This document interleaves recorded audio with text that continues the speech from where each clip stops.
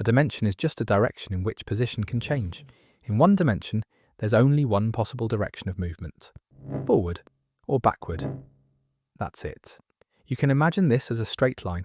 An object can slide left or right along that line, but it can't step off it, because movement is so restricted. Describing position is easy.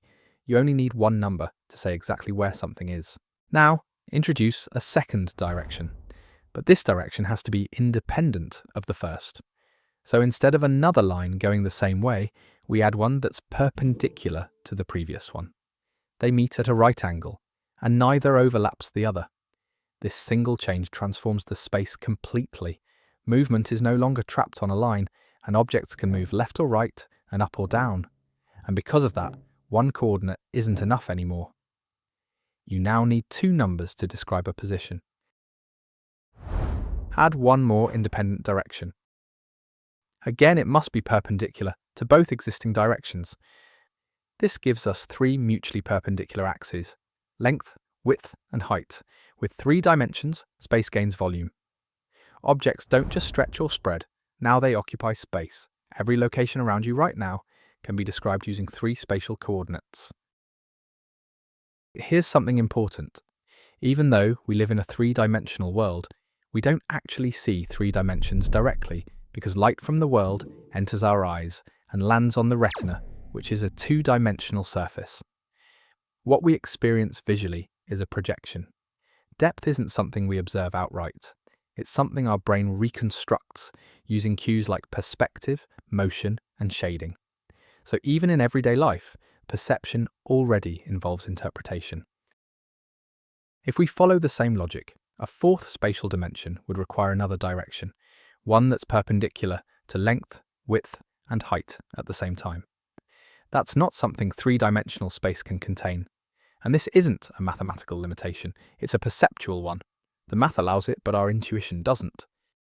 The 4-dimensional analogue of a cube is called a tesseract, or a 4-cube. It's formed by extending a cube along a direction perpendicular to all 3 of its spatial dimensions. What we can draw or animate, though, isn't the tesseract itself. It's only a 3-dimensional projection. Just like a shadow isn't the object casting it, a projection is never the full higher dimensional structure. When a higher dimensional object intersects a lower dimensional space, what appears is a cross-section. Imagine a cube moving straight through a flat plane. At first, nothing appears. Then a square suddenly emerges. That square isn't the cube, but only a 2-dimensional slice of it. As the cube continues moving perpendicular to the plane, the square grows, reaches a maximum, then shrinks. The cube itself never changes, only the cross-section does. This is how higher dimensional objects appear when viewed from a lower dimension. The same logic applies 1 dimension higher. If a 4-dimensional object were to intersect our 3-dimensional space, we wouldn't perceive it as a stable shape. Instead, we'd see a sequence of changing 3-dimensional forms. This apparent shape-shifting wouldn't be real deformation.